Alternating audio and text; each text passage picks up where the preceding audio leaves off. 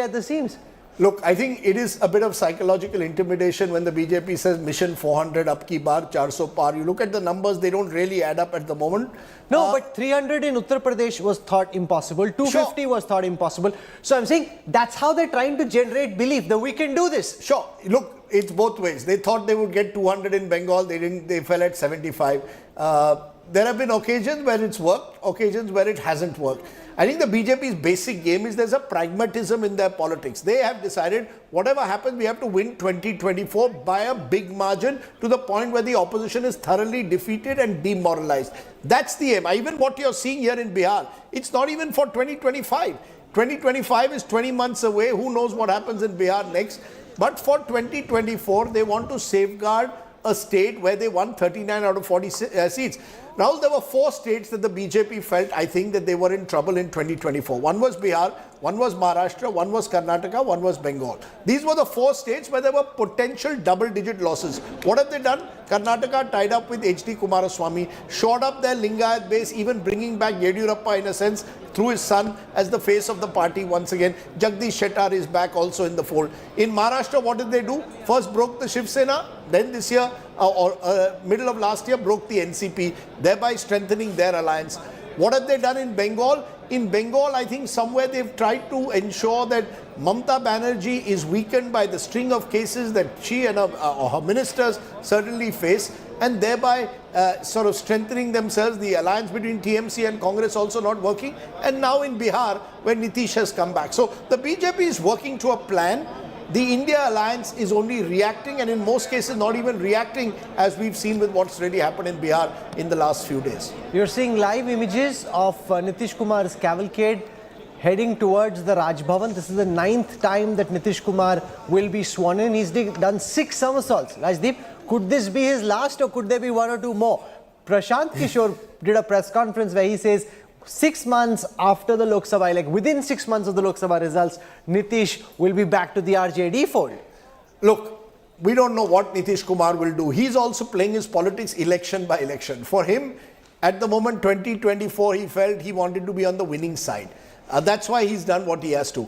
2024, kisne dekha, it's, Patna durast in a way. So I think Nitish Kumar and the BJP are playing election by election. No, but let's spend a moment, Rajdeep, thinking about the mental makeup of Nitish Kumar. You and I have both spent a fair amount of time with him.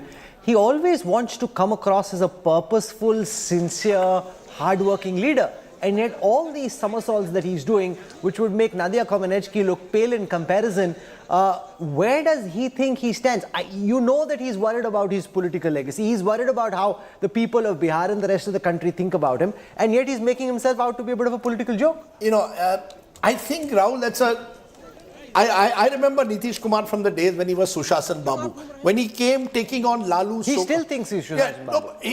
No, when he felt that he was taking on Lalu's so-called Jungle Raj. Look at Nitish Kumar 2005 to, I would say, around 2012. For 7 years, genuinely there's an improvement in law and order. He focuses on roads, on infrastructure. And you go there, Nitish Kumar invokes positive vibes among the Aam Aadmi of Bihar. Then Narendra Modi in 2013 becomes the BJP's choice for Prime Minister candidate. That's where Nitish's politics changes.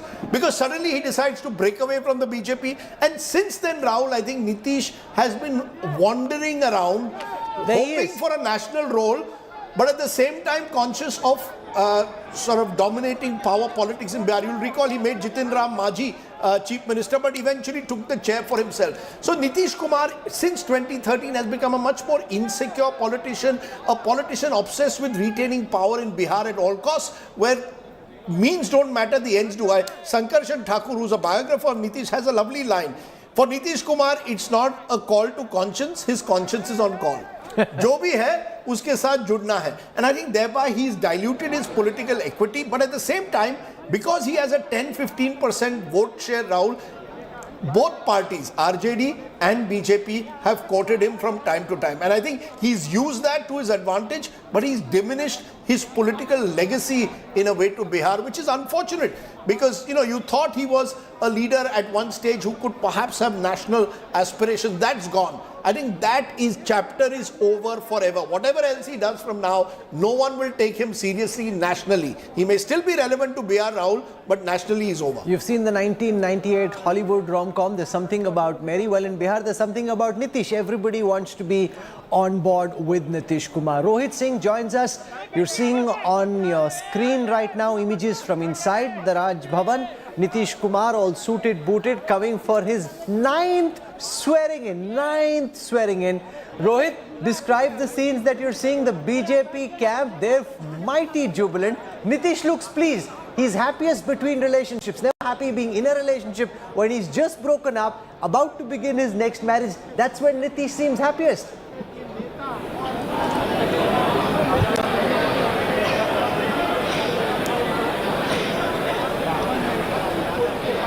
These are live images from the oath-taking ceremony when Nitish Kumar and his group of ministers, there are 3 BJP leaders, 3 from the Janata Dal United, there is 1 from the Hindustani Awam Morcha, and there is 1 independent who's now on board with this alliance. 128 out of 243. 123, remember, is the magic mark. So just a little bit more than that, but enough to stay in power.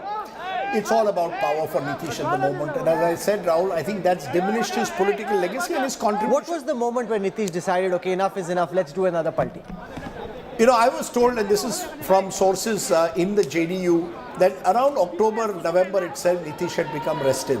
The India Alliance wasn't holding meetings, wasn't announcing him as a convener, didn't seem to be moving ahead. The Congress was focusing on the assembly election results. And then a meeting takes place of the India Alliance in Delhi where Mamata Banerjee and Arvind Kejriwal suddenly spring up, Mr. Kharge as chairperson. And nobody mentioned Nitish Kumar. And if you recall, when a press conference was held after that meeting in Delhi, Nitish was not there. So I think Nitish Kumar has been looking at this for the last 4 months. Not just Nitish, it's the people around him. The 2 names being mentioned most frequently are those of Sanjay Jha. One's close to Arun Jaitley, who had started off in the BJP, now is virtually Nitish's shadow, and Ashok Chaudhary, who was with the Congress, and in Nitish's number is the other one, Nitish Trust. They are the ones who decide. Nitish's own mental health, there are serious worries about Nitish's illness that people have expressed. He tends to, he's not the same. And therefore, people around him are taking some of these decisions. But I think in October, once the India Alliance had not made up its mind on who will be the convener and Nitish decided enough is enough, I don't think the Congress has any chance in these in the 2024 polls. I might as well hitch up to the BJP, which is going to win 2024 and be on the winning side. He wants to be on the winning side. No matter what. No matter absolutely. Who is in bed with him, he wants to be sleeping with whoever is winning. JP Nadda, the BJP presence, just walked into the oath-taking ceremony venue. Remember, he's a Himachal boy, but he studied in Patna, studied at the St. Xavier's School, then did his BA from the Patna College, Patna University, and LLB later from Himachal Pradesh. So he spent a lot of time, thinks of him, has lots of stories to tell about his time in school and college on the streets of Patna and the student politics he did over there. Also pay attention to who's not there. Home Minister Amit Shah isn't there. That's the uncle of Chirag Paswan, Pashupati Paras, who is officially in charge of the Lok Jan Shakti Party. Rajdeep, I met him on the flight to Ayodhya. He was sitting right next to where we were. And he said, I said, so how are you going? Nobody from the government seems to be invited. He said, well, I'm in charge of the LJP. The interesting thing is it's Chirag Paswan who flew with Nadda on the charter to Patna. They will have to fix that out, because when I asked him, can there be a rapprochement? He says, no way. No way can there be a rapprochement. No, but what options does a Chirag Paswan have? And again, I think what the BJP is doing, as I call it, pragmatic politics. Even if the 3-4% that Chirag Paswan brings to the table, and I think they've recognized that he, not his uncle, is the one who's taking forward his father's legacy, bring him along. Jitin Ram Majhi from the Hindustan Awam Morcha broke with Nitish Kumar. He too is one of his ministers, will be part of this government. So the BJP wants to create an umbrella coalition of the kind they created in 2019 that won 39 out of the 40 seats in Bihar. and just repeat that process and somehow or the other marginalize the Mahagathbandhan. I think there are two winners today. One, of course, is Nitish Kumar, because Jo Jeeta Wo Sikandar. The other, interestingly, in a strange way, I think, is going to be Tejasvi Yadav.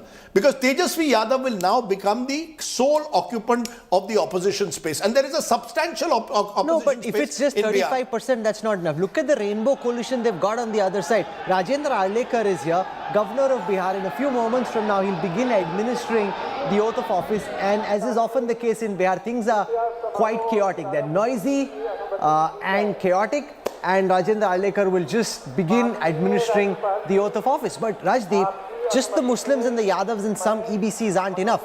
Tejasvi becomes leader only if, like Nitish, he can get the backward caste apart from just the Muslims and the Yadavs. You're right. With one caveat, I think this step eventually in the next 18 months, and I think the BJP also knows it, is leading to the withering away of the JDU. The JDU is going to be a sharply declining force, and eventually elections in Bihar will become more and more bipolar. RJD plus whoever they have on their side, including some JDU MLAs who by the next election may well switch to the RJD, some of them from EBCs, and the BJP. You see, remember, Rahul, BJP, this is the only state where the BJP has never led the government. BJP has not had a single, in North India, in the Hindi heartland, Bihar is the only state where there has been no BJP-led government. So the BJP is also is using Nitish in the hope that eventually we capture the entire JDU base and we become number one party. They've tried it in the past, it's not worked. But my sense is every palti that Nitish Kumar makes diminishes him to the point where he will eventually become irrelevant, and you will have politics maybe by 2025. He has no succession plan in the Janata. No succession plan, nothing. The party, some will go to the BJP, some will go to the RJD. Prasad Kishore will look at this possibly as an opportunity to emerge. It may take time, but as a third force. I think Bihar is ready, Rahul, after 30 years of this Lalu Nitish duopoly, for possibly some alternative. There he is, Nitish Babu, back on stage for the 9th time. He's looking happy, Rajdeep. You know, he's happiest when he's just broken off in one relationship and just about to join the other. He looked relieved. Last several weeks when we've been seeing him, he's had a scowl, he's been frowning, he's been looking grumpy and unhappy. This is when he's happiest. Recently divorced, about to get married. Absolutely, you know, and I think it is a he's a remarkable survivor of Indian politics. He should write a book to tell us the art of survival. But let's listen in. मैं विधि द्वारा स्थापित भारत के संविधान के प्रति सच्ची श्रद्धा और निष्ठा रखूंगा। मैं भारत की प्रभुता और अखंडता अक्षुण्ण रखूंगा। मैं बिहार राज्य के मुख्यमंत्री के रूप में अपने कर्तव्यों का श्रद्धापूर्वक और शुद्ध अंतःकरण से निर्वहन करूंगा तथा मैं भय या पक्षपात, अनुराग या द्वेष के बिना सभी प्रकार के लोगों के प्रति संविधान और विधि के अनुसार न्याय करूंगा। मैं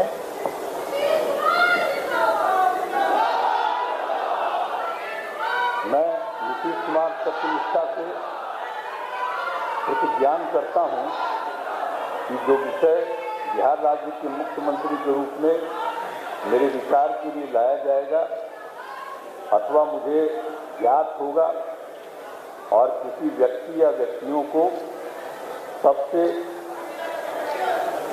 सिवाय, जबकि ऐसे मुख्यमंत्री के रूप में अनेक कर्तव्यों के सम्यक निर्वहन के लिए ऐसा करना अपेक्षित होगा, मैं प्रत्यक्ष अथवा अप्रत्यक्ष रूप से संसूचित या प्रकट नहीं करूंगा। Nitish Kumar, you know, when you're being sworn in for the 9th time, I wonder whether you get a new bandgala or you say purana wala nikalna.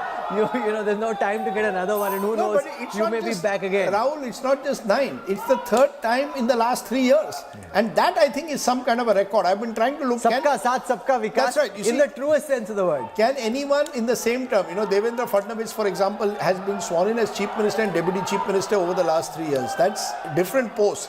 Here, the same individual is being sworn in as Chief Minister in 3 different formations within the space of 3 years. That surely must be some kind of a record in Indian politics. But the other thing is, Lalu Yadav is seen as the political joker of sorts in Bihar. I mean, he has this jestful kind of image and people think, okay, he can do some jokery. Actually, it is Nitish Kumar who's done all these stunts. Lalu, to his credit for what it's worth, has stuck true to his ideological convictions.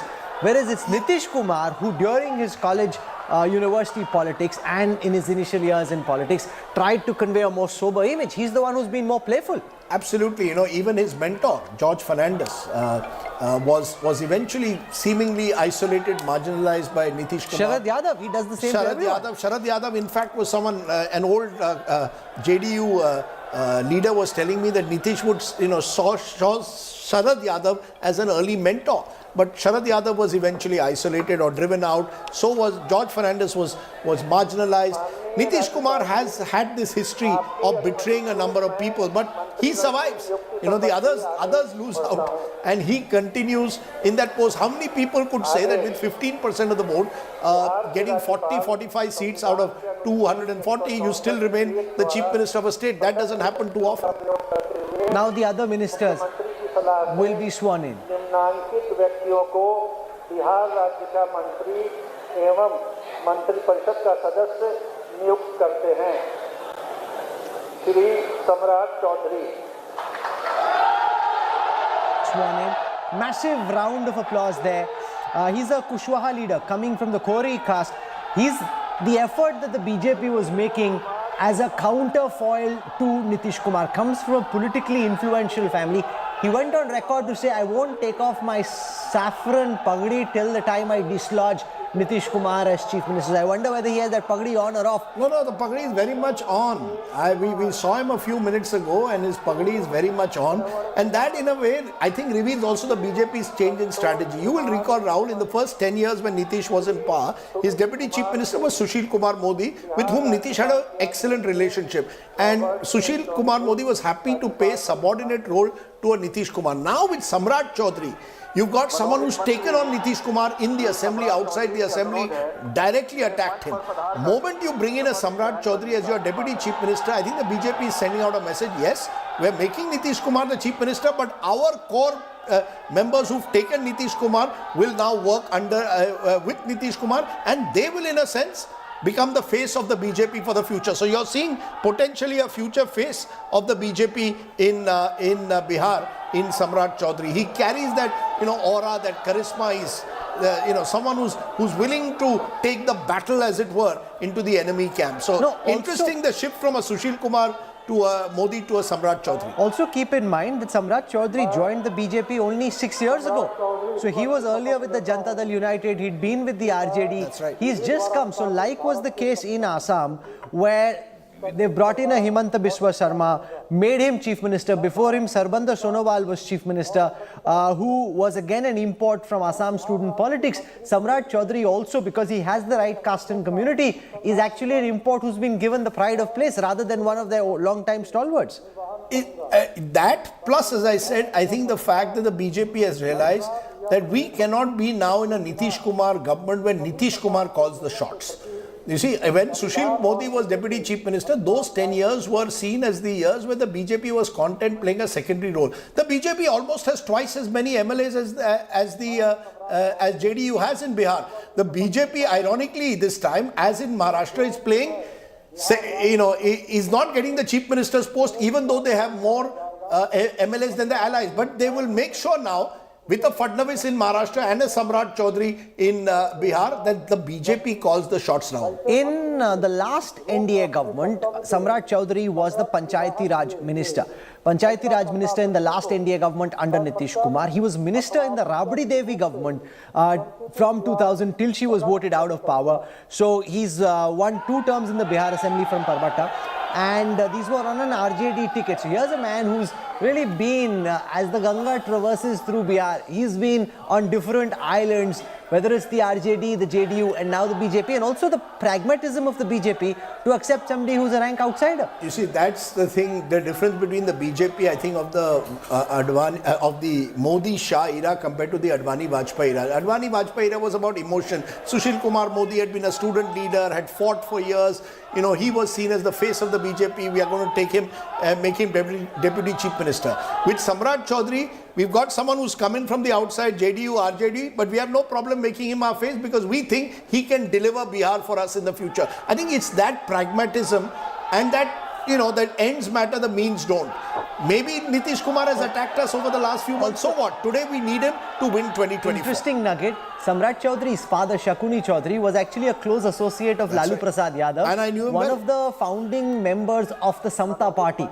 So there is some history there. He's gone and sat. And remember now these two gentlemen, especially Samrat, has been gunning for Nitish Kumar at every single opportunity. That's that's going to be interesting. The two of them are, it was very, even in the car that drove to the Raj Bhavan, Samrat Chaudhary was sitting in the front seat and Nitish Kumar in the back seat. It was almost as if, Nitish Kumar will now eventually have to accept a subordinate role at some stage to Samrat Chaudhary. Imagine someone who's in the floor of the assembly said all kind, virtually said the most derogatory words used to you, saying Nitish is mentally unfit, he should be put in a hospital, is now your deputy chief minister. I think there's a messaging there. BJP is taking Nitish Kumar, but on their terms. This is the RSS blue blood. Vijay Kumar Sinha. He's a Bhumihar leader. He's been leader of the opposition so far in the Bihar Assembly. He's been member from Lakhisarai from 2005.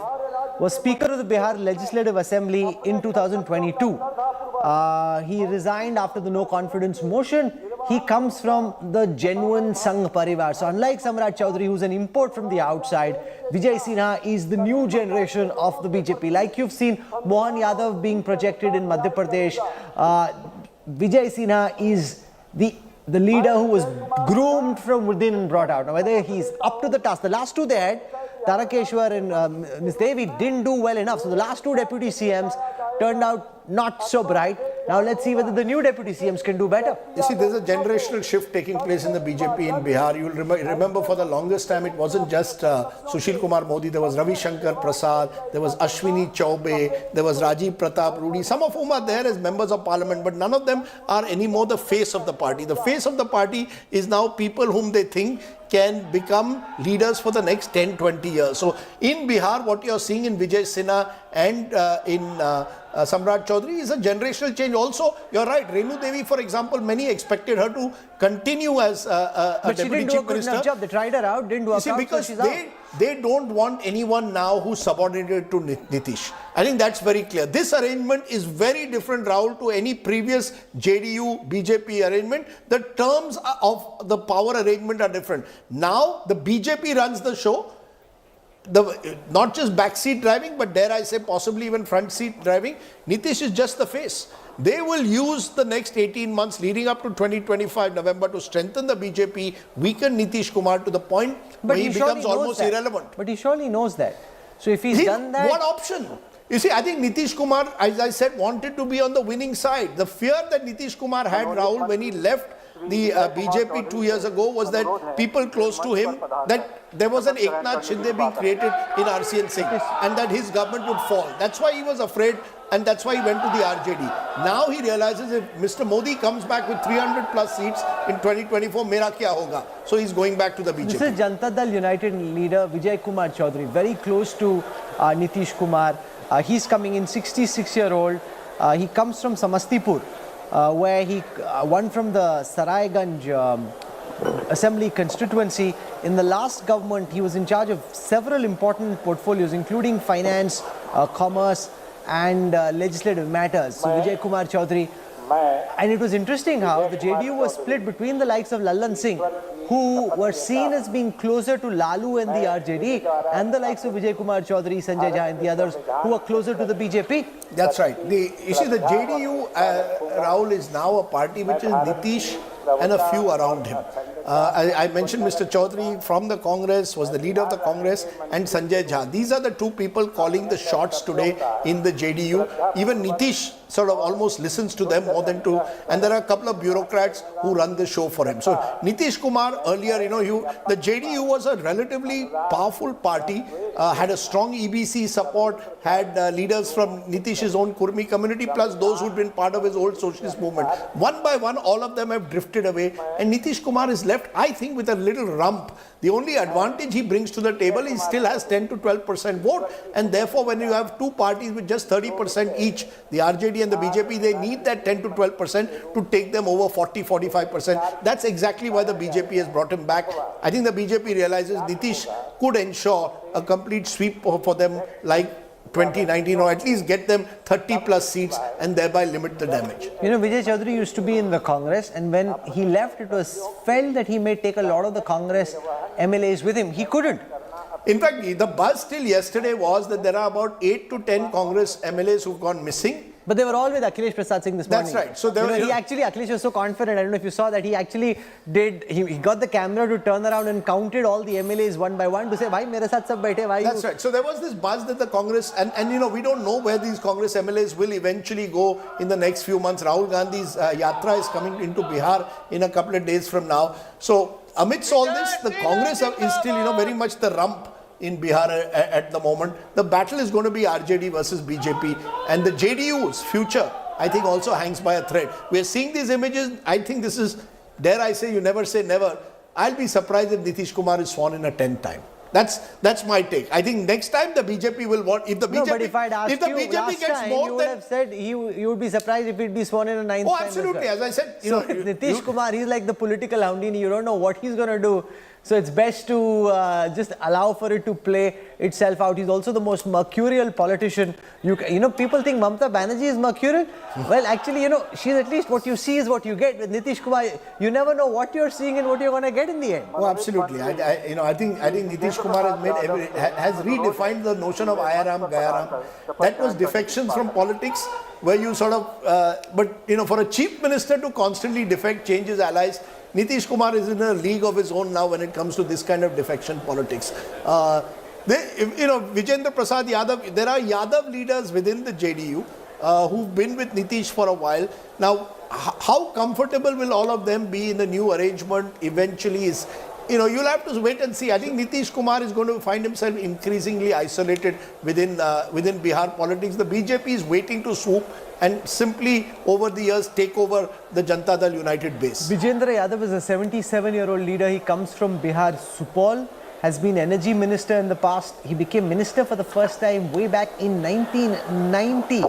He joined politics in 1967 and became MLA for the first time in 1990 as well. So he really has been around for a very long time in Bihar politics. Vijendra Prasad Yadav, one of the Yadav leaders of the Janata Dal United. Because the BJP's hope is, with the likes of Mohan Yadav being made chief minister in Madhya Pradesh, that they can wean some of the Yadav voters away from the RJD in the assembly elections and, more importantly, in the Lok Sabha elections. You see, I think the BJP has over time in Bihar steadily tried to widen its base among backward castes. They were seen as an upper caste dominated party for the longest time, but in the last 5 to 7 years, I think they've done the kind of social engineering not as successfully as they would in UP. It's interesting, like a Nityanand Rai, who was seen, you know, as their strongest Yadav face, has not been sent back to Bihar. They've kept him here at the center. Many see him as the future possible leader of the BJP there. But the BJP has not been able to find a charismatic Yadav leader to take on a Lalu or indeed a Tejasvi on the one side, nor have they been able to truly find that kind of EBC leader who will be able to attract a wider following. That's why, you know, the dependence on Nitish Kumar is in a sense also reveals the limitations of the BJP and also of the RJD. The RJD also, in a way, because of its Muslim Yadav vote base, is not been able to expand into EBCs. And the fact that caste matters more than religion. Oh, absolutely. That it's one of the states where, unlike some of the other states where the BJP has been able to mobilize people on the basis of their religious identity, in Bihar it always comes. Caste is important everywhere, make no mistake about that. But caste somehow supersedes all other factors, including religion. In Bihar, at least that's what's happened in the past assembly elections to the BJP's discomfort. Because that's their one Brahmastra which hasn't clicked so far. They thought it would in 2015 and it didn't. That's why Bihar, I think, has been. If you look at the Hindi heartland, there's no other state. I'm happy to be corrected, but I don't think there's any other Hindi heartland state which hasn't had a BJP chief minister, and that's significant. I think because Narendra Modi is hugely popular in Bihar. I think the BJP is relying on the Modi factor, but recognizes that the Modi factor will deliver them Lok Sabha. Vidhan Sabha, they may well have a very different strategy. So Nitish Kumar is being used at the moment to shore up that Modi factor even further look, the BJP, I still think, would have got the single largest chunk of seats in Bihar. By getting Nitish though on their side, they are hoping to ensure they are as close to 39 out of 40 last time. They don't want to take any risk. They don't want to take any risk. I think this is about ensuring that those 4 states that I spoke about, where there could be double-digit losses, let's minimize those losses. The minister on your screen is Dr. Prem Kumar, comes from the Gaya town. He's been 8 times MLA. Came into politics in 1990, has been Minister for Agriculture, Animal, Fisheries, Water Resources. So Dr. Prem Kumar, 68-year-old, has been leader of the opposition in the Bihar Legislative Assembly. You know, you can see he's wearing his saffron with pride. He has the BJP scarf around him. He's been winning every election since 1990 from the Gaya town. In the past, he's been Minister for Public Health Engineering, Department of Road Constructions, Department of Urban Development. So they've got an urban balance, they've got a rural balance as well. You know, I just saw some working sheets of one of the top BJP leaders, Rajdeep, when they were doing the Madhya Pradesh calculus. It's interesting how even in the first set of ministers who are being sworn in, they try and ensure that there is as vast representation as possible, because they're very conscious of social representation. It's not as if, okay, let's do what we need to in terms of getting the best people up right now and then we'll deal with the rest in the cabinet expansion. They're very conscious of every appointment. Also about effecting changes. It's not as if I keep the same group in each election. You keep changing ministers, give a sense that new faces will be given a chance. You see, political parties, once they have their same lot of ministers, you'll see this with the JDU. The same ministers repeat in every Nitish cabinet, not with the BJP. We've seen it in Gujarat, for example, when Bhupendra Patel was sworn in as Chief Minister, the entire cabinet was removed, new faces come in. So I think the BJP is very conscious of bringing in new faces, new figures to give a sense of energy and a belief among the cadre that opportunities can be available to all. I still maintain that Bihar is the one state where they haven't got their caste arithmetic right, because they haven't now been able they do. With Nitish on board, they do. In Look, fact, but now they have the more same- than they need. With Paswan, Kushwaha, No, but on their Jitendra own. Maji. On the, you see, No, but they're not fighting on the their own. BJP eventually would like to do in Bihar what of they course. did in UP. Of course. You know, become a party of 45%, 48%, you know, build your base at the expense of other parties. They've not been able to do that in Bihar. In Bihar, they've been dependent on the on Nitish Kumar. They want to end their dependence. That's why I believe this could be the last time they will do this. 2024 objective, 2025 very different election in Bihar, Rahul. Fascinating in my view, because it could end the duopoly of the Yadavs and Nitish Kumar. This is Shravan Kumar from the Janata Dal United, comes from Nitish Kumar's home district of Nalanda. Has been a 7-time MLA, has been Minister for Rural Development in the government of Bihar, was serving as the Chief Whip of the Janata Dal United, was also in charge of Nitish's affairs in Jharkhand. He is the one who had last year said that Nitish would make the ideal choice of prime ministerial candidate for the India alliance. Now, some of those old comments, Rajdeep, can always be embarrassing. You can pull them out of the archives and say, sir, aap to Nitish ko India ka PM bana rahe the. Look, it's true though on all sides. You know, look at the comment that Lalu used to make about Nitish and vice versa. Yet they've been in alliance twice in the last 8 years. So I think in Bihar, you know, what you say in the past doesn't matter. What only matters is what's happening in the present. Because otherwise they would all be exposed for what they've become in Bihar, which is, you know, the politics of immorality. Let's be honest, let's not call these master stroke. These are power politics based on fundamental immoralities, because, you know, that's the way politics has become in a state like Bihar, to some extent even in Maharashtra. But I think Bihar takes the cake in its ability to have people do these high jumps without their political career being affected in any substantial I thought you'd say Bihar takes the tekwa, but it does.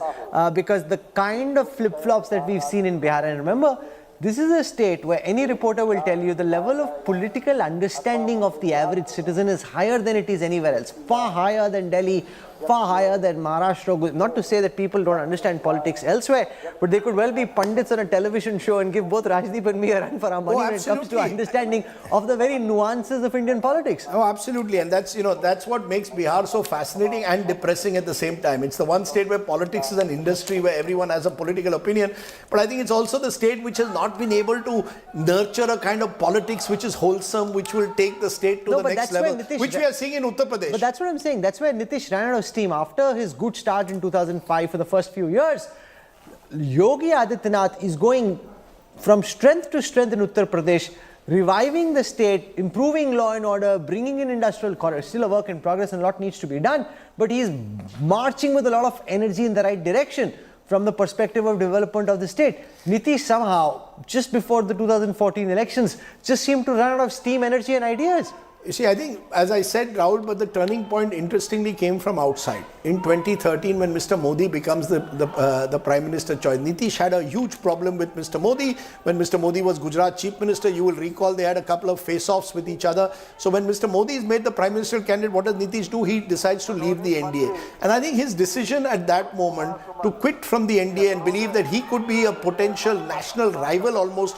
to Narendra Modi didn't work out. And when that didn't work out, he was on a slippery slope, and that slope continues till this day. The last 10 years for Nitish Kumar have been years where he has simply become a political survivor, unlike the first 8 years. The next leader on your screen is the son of Jiten Ram Majhi, who's been former Chief Minister of Bihar and an important person in the political graph of Nitish Kumar. He's the one Nitish chose to be CM. This is his son, Santosh Kumar Suman.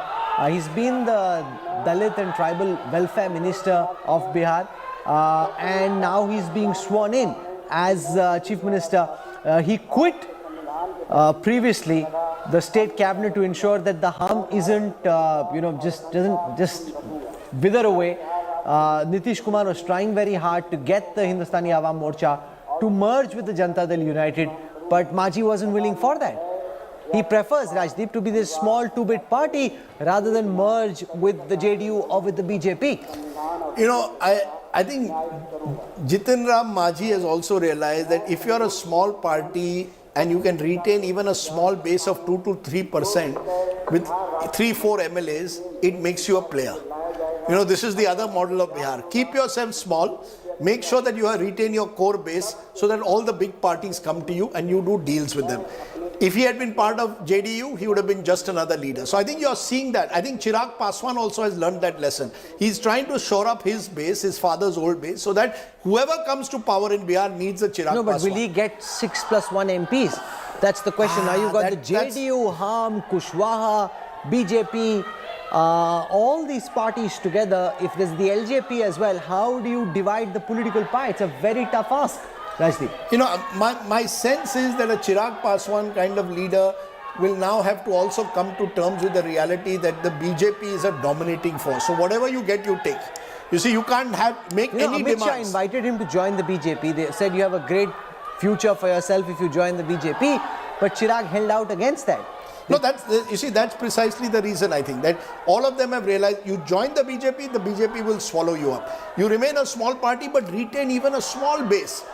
Then the BJP comes to you because you know the BJP needs you to make sure that they can dominate a state. The BJP doesn't just want to win Bihar; they want to dominate Bihar in the Lok Sabha. That's the difference. This is now the youngest MLA who's becoming minister today, Sumit Kumar Sinha. Sumit Kumar Singh, interestingly, is an independent MLA, and he comes from Jamui. And he this morning was at the JDU party meeting at Nitish Kumar's residence.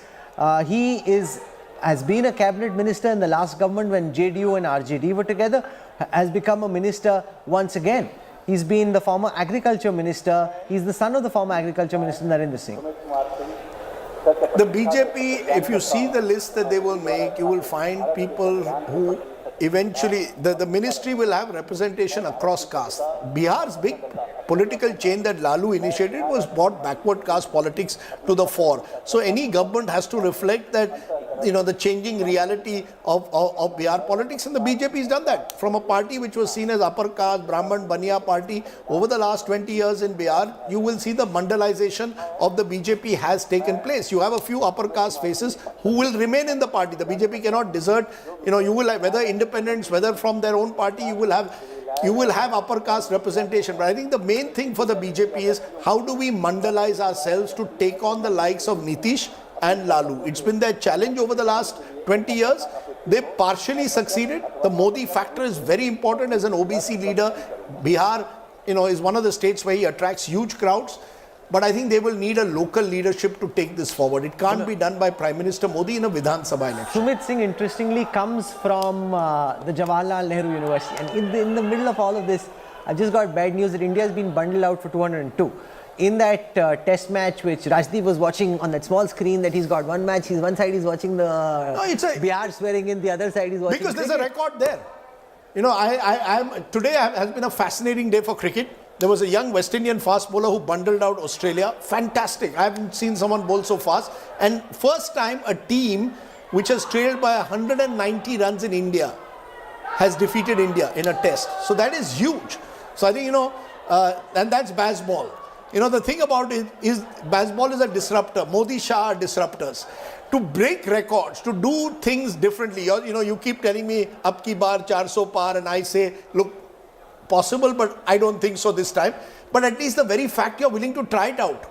Rahul, I think that's the big change that's taken place in Indian politics. The BJP has changed the rules of the game. In the past, who would you would have thought, yaar, mereko 300, mereko majority mil jaye 272. From Mission 272, Rahul, in 2014 to now Mission 400. Look at the scale of the ambition, and that scale is leading to what you're seeing in Bihar, right? You're seeing a party willing to do anything it takes to demolish the opposition. And that's why I think they took this step of getting Nitish back. I mean, the Prime Minister has no love lost for Nitish, Rahul. Let's be very clear, given what Nitish has said about him over the years. Okay, so that's the completion of the swearing-in ceremony. They've just paused for the national anthem, so shall we, at the time when India has just been bundled out against England.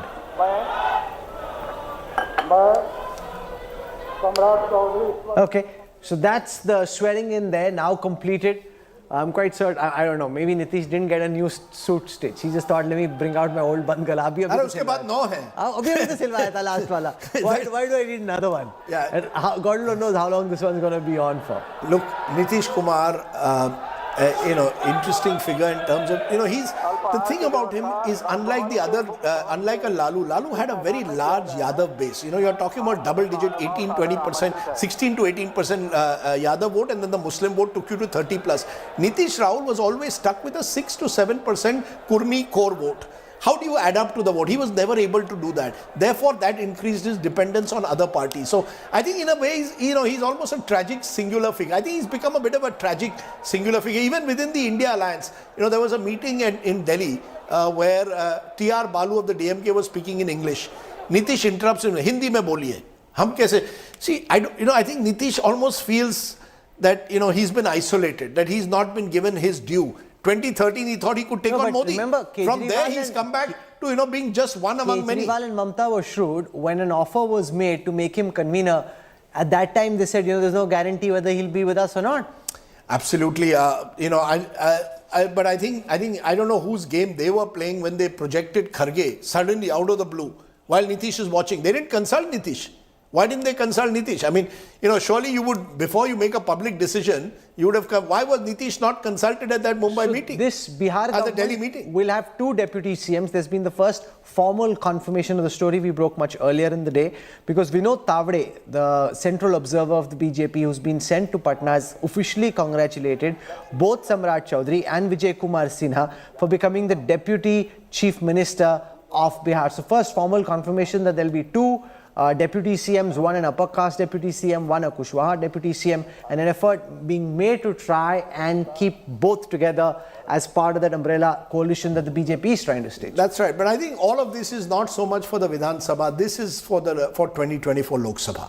What you've seen in the last 2 months, in fact, whether it's in Karnataka, whether it's in Maharashtra, and whether it's in now in Bihar, I think the primary aim is how do we finish off our rivals into it, and think about it from the India Alliance point of view. Someone who 8 months ago hosted all of you in Patna with large posters, was seen to be the man stitching it together, leaves you.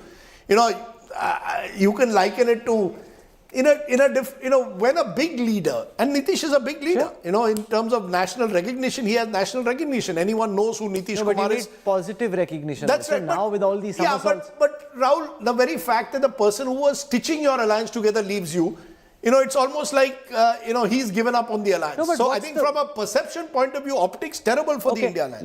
Let's, Vijay Chaudhary, let's go across to Rohit, who's speaking to some of these ministers as they come out. तो विजय कुमार सिन्हा, विजय चौधरी माफ़ कीजिएगा, बता रहे थे कि अब सरकार में आ गए हैं तो सब कुछ ठीक ही रहेगा और You're live on TV, catch whoever you can and let's speak to them. How are the new ministers feeling about their new gigs?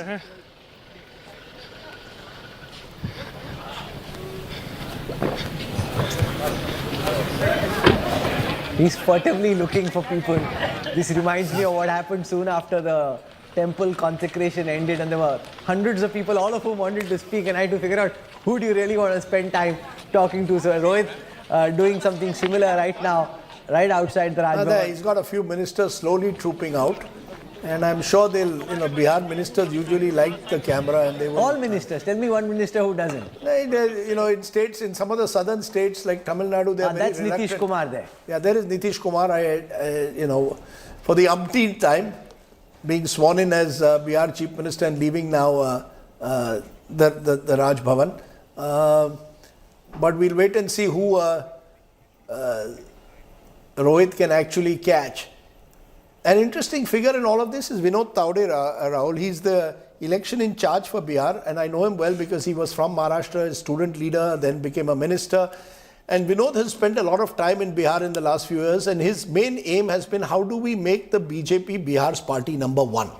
I think the real battle now, Rahul, is for party number one. Is it RJD, which has, if I'm not mistaken, now the maximum MLAs, or is it the BJP, which has the second largest number of MLAs, which becomes the largest party of Bihar? No, it's also interesting that they're grooming the likes of Vinod Tavde, who's a very local Maharashtra-centric leader, giving them that national exposure and the opportunity to try and understand, because he doesn't. Okay, let's listen to Vijay Chaudhary, because he doesn't have that kind of exposure or grooming in national politics. They're also grooming the next generation of leaders in a way that only being in power can. And unlike the Congress, which saw the likes of Milind Deora and so many others, Jyotiraditya Scindia, Jitin Prasad all leave. Okay, let's listen to Samrat Chaudhary. और पुराने गठबंधन साथी एक साथ फिर हो गए हैं, लगता सब कुछ ठीक है। एकदम ठीक रहेगा। बिहार के विकास के लिए ही काम करेंगे। आपकी कोई नाराजगी तो नहीं है? बहुत आप थोड़ा नाराज रहते थे नीतीश जी से। व्यक्तिगत कोई लड़ाई नहीं होती है, राजनीतिक लड़ाई है। अब तो जब दोनों पार्टियों का मिलन हो गया है तो व्यक्तिगत लड़ाई का कोई स्थान नहीं। पगड़ी पे आपके सवाल हो रहे थे कि पगड़ी कब बताऊंगा, पगड़ी भी जल्द मैं बताऊंगा, कब उतारूंगा। देखिए हमारे साथ सम्राट चौधरी हैं। सम्राट चौधरी बता रहे हैं कि व्यक्तिगत कोई दुश्मनी नहीं होती है, राजनीतिक होता है। Okay, that's Samrat Chaudhary. JP Nadda, the BJP president, is to do a press briefing in a short while from now at the Atal Sabhagrah in Patna. That will be interesting to see what the BJP president has to say, given all that they've said about. Let's Ravi Shankar Prasad. से नीतीश कुमार परेशान थे, बढ़ते हुए जो वहां पर कुशासन था आपस के बीच का, जो अविश्वास था आपस के बीच का, इससे वो परेशान थे। इसलिए ऐसी बात नहीं कि एकाएक वो आए, उन्होंने मंथन किया। अच्छा है, डबल इंजन की सरकार बिहार में आ गई है। लोकसभा और आगे भी फायदा होगा इसका, मतलब लोग साथ आए हैं। 40 में 40। 40 में 40। चलिए, शुक्रिया। तो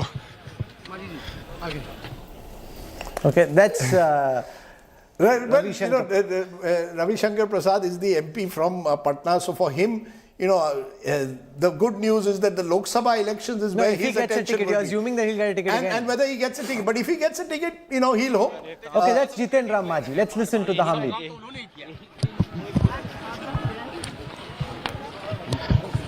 चिराग पासवान हमारे साथ है। चिराग, नीतीश जी के साथ फिर अब सरकार में आप लोग आए हैं, क्या कहेंगे? भाई देखिए, एनडीए की सरकार है ये, प्रधानमंत्री जी के सोच वाली सरकार है ये, और उम्मीद ही नहीं पूरा विश्वास है। देखिए, ये बात किसी से छुपी नहीं है, मेरा अंधविश्वास है मेरे प्रधानमंत्री पर। तो ऐसे में जब प्रधानमंत्री जी की सोच वाली सरकार हमारे प्रदेश को मिली है, जितनी जन कल्याण की योजनाएं हैं, गरीब कल्याण की जो प्रधानमंत्री जी से जुड़ी जितनी भी योजनाएं हैं, उम्मीद ही नहीं पूरा विश्वास है, अब मजबूती से उसको धरातल पर उतारा जाएगा। सरकार एनडीए के पीएम मोदी के हिसाब से चलेगी या नीतीश कुमार के हिसाब से चलेगी? अब यही सवालों में आप फंसाइए। लेकिन फिर भी अब सब साथ क्या रहेंगे, सब कुछ मतलब? ठीक रहेगा, चिराग? भाई कोई सब कुछ ठीक रहेगा, अब आपको लगता है? सवाल तो रहना चाहिए। नाराजगी तो नहीं है नीतीश कुमार जी से? उम्मीद ये देखिए, उनसे वैसे भी कभी कोई नाराजगी नहीं थी। मैंने हमेशा कहा कि उनकी नीतियों से मुझे जरूर एतराज था। मैं मानता हूं कि आज जब एनडीए की सरकार है, प्रधानमंत्री जी की सोच वाली सरकार है, डबल इंजन की सरकार है, तो यकीनन उन नीतियों को धरातल पर उतारा जाएगा जिसकी अपेक्षा हम लोग को लंबे समय और से। आपकी फर्स्ट बिहार वाला का क्या होगा? आपका जो कार्यक्रम था भाई तो उसका क्या होगा? बिहारी फर्स्ट एक मजबूत कार्यक्रम है, बिल्कुल करवाएंगे आप? क्यों नहीं करवाएंगे? बिहारी फर्स्ट एक मजबूत, बिहार को विकसित राज्य बनाने को लेकर एक मजबूत प्रारूप तैयार किया गया है, ना सिर्फ पार्टी के द्वारा, मेरे नेता आदरणीय रामविलास पासवान जी के द्वारा। आज रास्ते में भी आते वक्त भारतीय जनता पार्टी के राष्ट्रीय अध्यक्ष जी से विस्तार में मेरी इन तमाम बातों को लेकर चर्चा हुई है। बिहारी फर्स्ट को लेकर हमारी चर्चा हुई है, तो आने वाले दिनों में उसको भी धरातल पर उतरते हुए नीतीश कुमार से नाराजगी दूर हो गई चिराग पासवान। तो ये थे चिराग पासवान। प्रेम कुमार जी हैं, मंत्री बने हैं प्रेम कुमार जी, बहुत सालों का लगता है गैप था, अब ठीक हो गया सब कुछ? सब पार्टी की कृपा है, पार्टी का आदेश का पालन किया सर। नीतीश कुमार के साथ अब कोई नाराजगी तो नहीं है? कोई कभी रहा ही नहीं था। हम तो मिलकर पहले भी काम कर रहे थे, बीच में थोड़ा सा अलग हुए थे और आज फिर साथ मिल गए हैं, तो बिहार के लिए अच्छा होगा। सब कुछ ठीक ठाक रहेगा ना अब तो? बिल्कुल, माने बहुत शानदार रहेगा। अब तो गठबंधन में कोई गांठ नहीं आएगी ना? देश के माननीय प्रधानमंत्री तो भाई मोदी जी के अगुवाई में देश आगे बढ़ रहा है, वही बिहार भी आगे बढ़ेगा। बिहार फिर रफ्तार पकड़ेगा विकास के दौर में। और लोकसभा में क्या होगा? कितनी सीटें पार्टी तय करेगी जाकर? कितनी सीटें आएंगी एनडीए को? 40 के 40।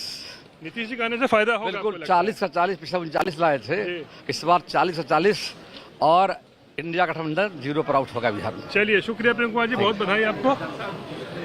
तो एक सेकेंड, आज हम लोग को नहीं ध्यान में रखिए, आपका अगली बार सबके लिए अच्छा। तेजस्वी कह रहे हैं कि 2025 तक जदयू खत्म हो जाएगी, इसका क्या मतलब समझते हैं? 2025 तक जदयू खत्म हो जाएगी, तेजस्वी ऐसा कह रहे हैं, आप कैसे देखते हैं? जहाँ थे वहाँ निश्चित रूप से वही स्थिति हो रही थी, लेकिन अब नीतीश जी आ गए हैं स्वाभाविक जगह, इसलिए यहाँ सब कुछ ठीक है, ठीक रहेगा। आपने कहा था कि नीतीश कुमार को कोई दिक्कत होगी तो उपेंद्र कुशवाहा उनके लिए खड़ा है, क्या वही स्टेटमेंट अभी रहेगा? देखिए, अब कोई खेला बाकी नहीं है। अब तेजस्वी जी कह रहे खेला बाकी है, तो आज उनके घर में चूल्हा नहीं जला होगा, बाकी बिहार के लिए हर घर में खुशी है और सब कुछ जो कुछ भी होना था बहुत अच्छा हो गया। देखिए, जेडीयू खत्म हो जाएगा, पहले अपनी चिंता करें आरजेडी के लोग। जिस तरह से बिहार के लोग उनसे परेशान थे, लोग चाहते थे कि यह सरकार जाए और दूसरी सरकार आए, तो आ गई सरकार। उपेंद्र कुशवाहा अपने आप को 2024 में कहा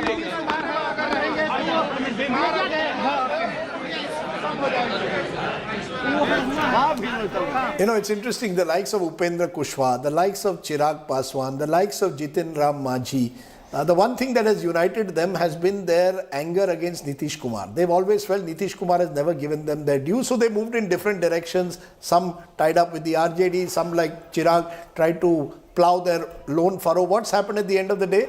They've all had to come back to a tent where Nitish Kumar remains the face, Rahul. And I think that reveals in a way the limitations of these leaders, as well as the fact that Bihar politics has been unable to throw up really a new kind of politics that emerges out of this duopoly of these two caste leaders, these two mandalite leaders. I think the challenge in the next 5 years, I mean, let's not even look at 2025, can Bihar look beyond Nitish? For now, most of them spoke about Narendra Modi ji. Most of them said Modi ji ke netritva mein. So it's not Nitish ji ke netritva mein.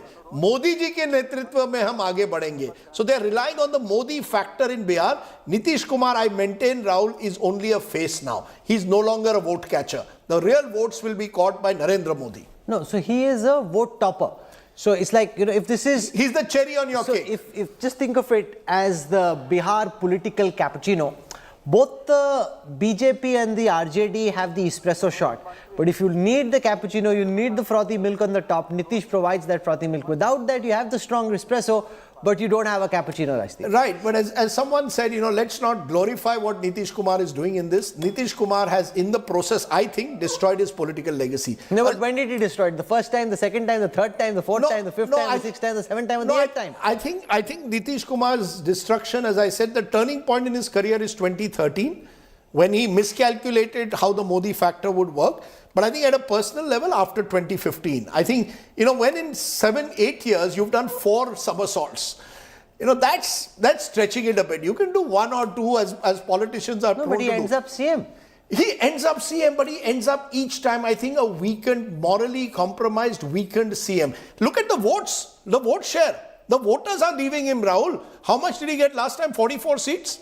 And his vote percentage was down by almost half compared to previous elections. I mean, don't be surprised if next time Nitish Kumar, even if he's with the BJP, gets single-digit vote share and possibly gets only 20-25 seats. I mean, I think when you've come from 117 seats that you got in 2010 to 44, something is wrong, right? Your remaining chief minister, you're absolutely right, Rahul, but your remaining chief minister is a diminished figure. I think that, and conversely, Mr. Modi from 2013 has gone the other way. Look at Mr. Modi's political trajectory and compare that with Nitish Kumar. We were comparing the two in 2013. Will Nitish take on Modi? Mr. Modi is here now. Nitish Kumar has actually gone down. That's the difference. Prime Minister Modi has put out his first reaction to the new government being sworn in Bihar. I'll take you through what the Prime Minister has said on next. Bihar में बनी NDA सरकार राज्य के विकास और यहाँ के लोगों की आशंकाओं को पूरा करने के लिए कोई कसर नहीं छोड़ेगी। नीतीश जी को मुख्यमंत्री और सम्राट चौधरी एवं विजय सिन्हा को उप मुख्यमंत्री पद की शपथ लेने पर मेरी बहुत बहुत बधाई। मुझे विश्वास है कि ये टीम पूरे समर्पण भाव से राज्य के मेरे परिजनों को की सेवा करेगी। So he's basically congratulating the new team that's been sworn in, congratulating Nitish Kumar. And Rajdeep, incidentally, I was at a meeting with one very senior BJP leader who said very emphatically that over my dead body, Nitish Kumar is not coming back to the NDA. He declared very emphatically, and he was ironically involved in the process of getting Nitish Kumar back. So never say never and be pragmatic. That seems to be the driving credo of Team Modi. Even last week when the government announced a Bharat Ratna for Karpuri Thakur, there were those who thought, this is being done in a way to send a message to Nitish Kumar that, we don't need you. We've got the we are going to woo the OBCs on our own. As it turns out, apparently, this was the fig leaf offered to Nitish Kumar that today when he comes back and he is asked by the media, why did you, decide to join the BJP again? One of the reasons he'll give, look, they fulfilled our long-held promise to make Karpuri Thakur a Bharat Ratna. This is, Nitish Kumar comes across, I think, as a tragic figure. It just shows. No, but look at how smart Modi and Shah, they were able to find that slight opportunity, build on it, turn it into a big wedge between the India alliance partners and pull Nitish Kumar out in this massive operation like they did with Ajit Pawar. That was a different circumstance. They brought him back in baggage. But it also shows the limitations of the India alliance. That you see, you've got this India alliance, but you can't just meet in hotel rooms once every couple of months and build a viable alternative. I mean, they met in Patna, June, July in Bangalore, August, September in Mumbai, and then December in Delhi. I mean, 4 meetings is not going to be the basis to create a wide-ranging alliance. I think typically the Congress thought, Nitish ko bana denge, but keep him waiting. It doesn't work. Had they made, I think if Nitish Kumar was convener, let's say after the December meeting, even if you make Mr. Kharge chairperson, but Nitish Kumar is convener, I think you would have probably been able to stop him. By then, I think Nitish had made up his mind, though, having said that. But these guys aren't serious. Because in January, apparently, when they had a video conference, the India Alliance, they reiterated, we are going to make you convener. We just need to get Mamata Banerjee, we need to inform Mamata Banerjee. Nitish didn't like that. That, why you're telling me you're going to make me convener, but we'll have to first almost get a clearance from Mamata Banerjee. And Nitish said, no, I don't want to be convener. I think he had made up his mind. He made up his mind in November, December. I think December was the turning point after the assembly election results. But how long will it be before he gets suffocated in this relationship with the BJP? He's never happy being in a relationship. No. He likes his newly divorced status. But it's serious. He likes being recently divorced. Look, I think not for 2024, which is a year where the Lok Sabha elections will dominate all politics. But 6 months after, once you get into Bihar election mode, Nitish Kumar will once again weigh his options. But if I was the RJD today, would I take Nitish Kumar back? I don't know. Maybe Bihar politicians are made differently. But I'm just thinking from a Tejasvi point of view, his only opportunity now is to break the JDU and strengthen himself. No, but is he when good the enough to JDU do is in that? power, the MLAs have no reason to leave. They won't, If but the- closer to the election. That's why I said closer to Bihar 2025, there'll be a lot of flux, I think, in the politics of many Bihar, those like we're seeing in Maharashtra. But many of those JDU MLAs may calculate as better being on the BJP Of side, course. because you have a better chance of winning. I couldn't agree with you more. As I said, I think Nitish Kumar will be left eventually in 2025 with a rump. The BJP will take a sizable chunk. The RJD will take some of the Yadav MLAs in particular. And I think Nitish Kumar will find himself there is an exhaustion point in politics. I don't know, in Bihar it obviously takes longer than other states, but I think eventually you will reach exhaustion point, Rahul. No, and I'll be interested to see how Prashant Kishore now plays this, because I really think in the next 10 years, I don't think it can happen in 2025, in the next 10 years, Bihar will throw opportunities for a new leader to emerge. I don't know who that will be. Needs a base, right? If he were, for No, example, he'll have to throw up a face. He will throw up a face. Prashant will have to find a face who today will represent the dominant Mandalite politics of Bihar. Anyone who can throw that younger face for Bihar will eventually challenge these the but that's existing much easier players. said than done. He requires a base. This Agreed. business of walking around is going to take a long time to build his own base. If he had a structure of the Congress or the JDU, it's much easier. Trying to build your own base. No, that's why I said 10-year horizon. Romantic in a political context, but it's very, very difficult to actually pull off. 10-year horizon, Rahul, but because I'm looking across the country, look at how UP's politics has changed with the rise of Yogi. You know, it's substantial change in the kind of social engineering that's happened, the kind of politics now that the other side is being forced to respond to. That Samajwadi Party, BSP, just as the BSP is faded out. You see, the BSP has now become a marginal player. They got 0 seats. Could anyone have imagined in 2022? But she seems disinterested. She seems disinterested. Now, whatever, the fact is a dominant party which won a majority in 2007 ends with 0 seats in UP. Are we going to see a situation where Nitish Kumar will eventually be dumped, I believe, by the BJP and the RJD, and will be similarly a forlorn figure who will be best remembered as having ended Jungle Raj of Lalu, as it was then described, and gave 5 years of good rule to Bihar between 2005 and 10. We're being told that in a few moments from now, Nitish Kumar will be addressing the press in the Raj Bhavan in Patna, so we'll go across live over there. We're also being told that at about 6:30, JP Nadda, the BJP president, will do a press conference in Patna, so we'll go across there. We'll slip into a break just for the time being. When we come back, and if he starts speaking sooner, we'll cut out of our break and come straight to Nitish Kumar as he's getting set to speak inside the BJP, inside the Raj Bhavan in Patna. So our coverage returns on the other side of a very quick break. Stay with us. Thank you.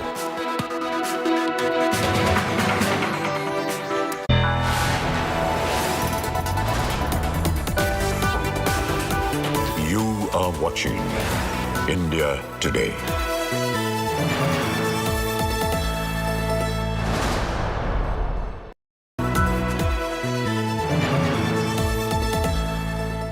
Get ready for an immersive journey into the heart of news, politics, and insights that matter. Join India Today now on WhatsApp. Scan the QR code.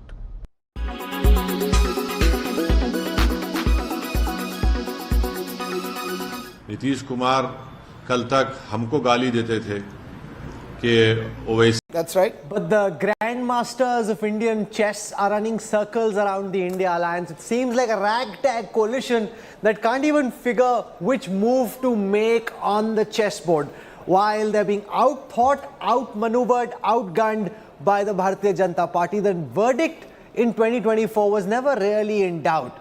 The question now, Rajdeep, really is, can they beat Rajiv Gandhi's record of 1984? The BJP, sometimes it turns out to be a self-fulfilling prophecy. They're convincing themselves first at the highest levels, then their karyakartas, their booth workers, that this can be done. They're thinking big, while the India alliance just seems to be coming away at the seams.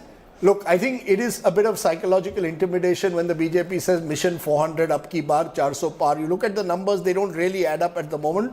No, but 300 in Uttar Pradesh was thought impossible. 250 was thought impossible.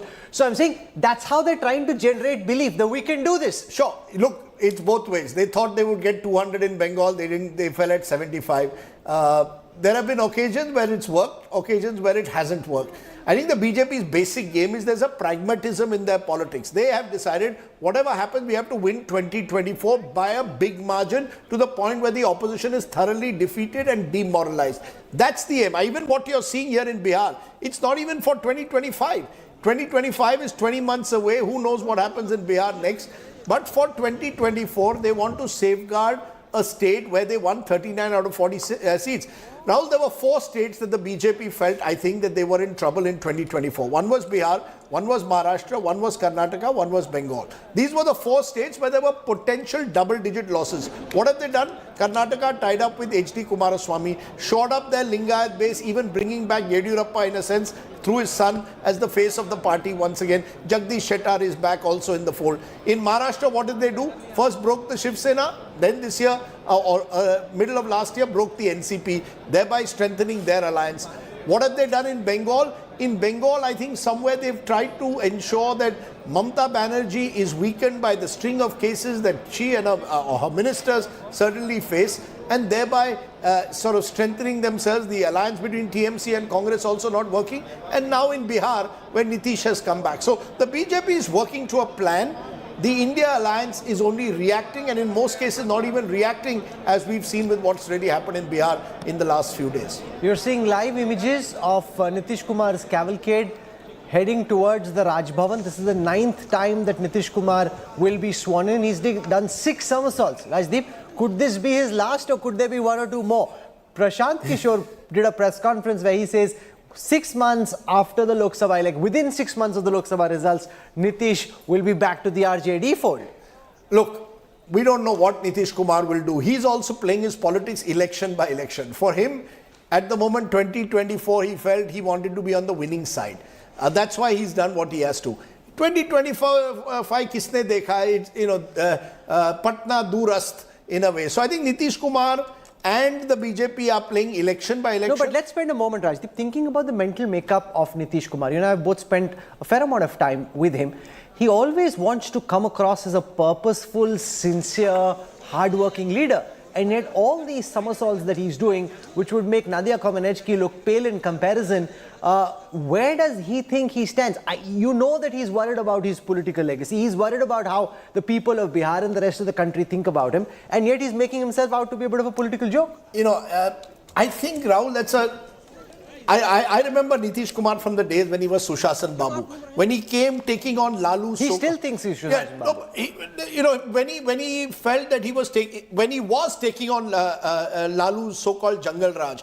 Look at Nitish Kumar 2005 to, I would say, around 2012. For 7 years, genuinely there's an improvement in law and order. He focuses on roads, on infrastructure. And you go there, Nitish Kumar invokes positive vibes among the Aam Aadmi of Bihar. Then Narendra Modi in 2013 becomes the BJP's choice for Prime Minister candidate. That's when Nitish's politics changes. Because suddenly he decides to break away from the BJP. And since then, Rahul, I think Nitish has been wandering around, hoping for a national role, but at the same time conscious of sort of dominating power politics in Bihar. You'll recall he made Jitin Ram Majhi Chief Minister, but eventually took the chair for himself. So Nitish Kumar, since 2013, has become a much more insecure politician, a politician obsessed with retaining power in Bihar at all costs, where means don't matter, the ends do. Sankarshan Thakur, who's a biographer of Nitish, has a lovely line. For Nitish Kumar, it's not a call to conscience, his conscience is on call. जो भी है उसके साथ जुड़ना है. And I think thereby he's diluted his political equity, but at the same time, because he has a 10-15% vote share, Rahul, both parties, RJD and BJP, have quoted him from time to time. And I think he's used that to his advantage, but he's diminished his political legacy in a way to Bihar, which is unfortunate. Because, you thought he was a leader at one stage who could perhaps have national aspirations. That's gone. I think that chapter is over forever. Whatever else he does from now, no one will take him seriously nationally. He may still be relevant to Bihar, Rahul, but nationally he's over. You've seen the 1998 Hollywood rom-com. There's something about Mary. Well, in Bihar, there's something about Nitish. Everybody wants to be on board with Nitish Kumar. Rohit Singh joins us. You're seeing on your screen right now images from inside the Raj Raj Bhavan. Nitish Kumar, all suited, booted, coming for his ninth swearing in. Rohit, describe the scenes that you're seeing. The BJP camp, they're mighty jubilant. Nitish looks pleased. He's happiest between relationships. Never happy being in a relationship when he's just broken up, about to begin his next marriage. That's when Nitish seems happiest.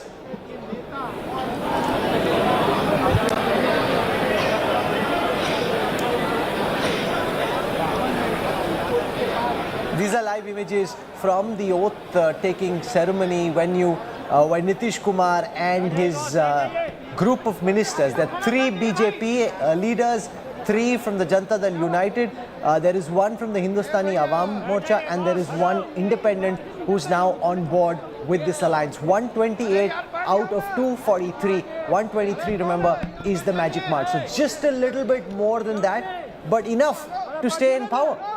It's all about power for Nitish at the moment. And as I said, Rahul, I think that's diminished his political legacy and his contribution. What was the moment when Nitish decided, okay, enough is enough, let's do another palti? You know, I was told, and this is from sources in the JDU, that around October, November itself, Nitish had become restive.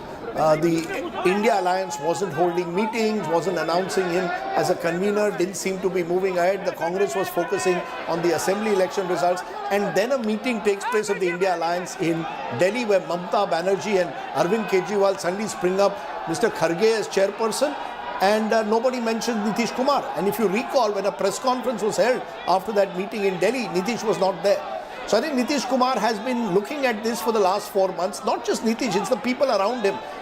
The 2 names being mentioned most frequently are those of Sanjay Jha, once close to Arun Jaitley, who had started off in the BJP, now is virtually Nitish's shadow, and Ashok Chaudhary, who was with the Congress, and in Nitish's number is the other one, Nitish Trust. They are the ones who decide. Nitish's own mental health, you know, there are serious worries about Nitish's illness that people have expressed. He tends to, he's not the same. And therefore, people around him are taking some of these decisions. But I think in October, once the India Alliance had not made up its mind on who will be the convener, and Nitish decided enough is enough, I don't think the Congress has any chance in these in the 2024 polls. I might as well hitch up to the BJP, which is going to win 2024 and be on the winning side. He wants to be on the winning side. No matter what. No matter absolutely. Who is in bed with him, he wants to be sleeping with whoever is winning. JP Nadda, the BJP president, just walked into the oath-taking ceremony venue. Remember, he's a Himachal boy, but he studied in Patna, studied at the St. Xavier's School, then did his BA from the Patna College, Patna University, and LLB later from Himachal Pradesh. So he spent a lot of time, thinks of him, has lots of stories to tell about his time in school and college on the streets of Patna and the student politics he did over there. Also pay attention to who's not there. Home Minister Amit Shah isn't there. That's the uncle of Chirag Paswan, Pashupati Paras, who is officially in charge of the Lok Jan Shakti Party. Rajdeep, I met him on the flight to Ayodhya. He was sitting right next to where we were. And he said, I said, so how are you going? Nobody from the government seems to be invited. He said, well, I'm in charge of the LJP. The interesting thing is it's Chirag Paswan who flew with Nadda on the charter to Patna. They will have to fix that out, because when I asked him, can there be a rapprochement? He says, no way. No way can there be a rapprochement. No, but what options does a Chirag Paswan have? And again, I think what the BJP is doing, as I call it, pragmatic politics. Even if the 3-4% that Chirag Paswan brings to the table, and I think they've recognized that he, not his uncle, is the one who's taking forward his father's legacy, bring him along. Jitin Ram Majhi from the Hindustan Awam Morcha broke with Nitish Kumar. He too is one of his ministers, will be part of this government. So the BJP wants to create an umbrella coalition of the kind they created in 2019, that won 39 out of the 40 seats in Bihar, and just repeat that process and somehow or the other marginalize the Mahagathbandhan. I think there are 2 winners today. One, of course, is Nitish Kumar, because Jo Jeeta Wo Sikandar. The other, interestingly, in a strange way, I think, is going to be Tejasvi Yadav. Because Tejasvi Yadav will now become the sole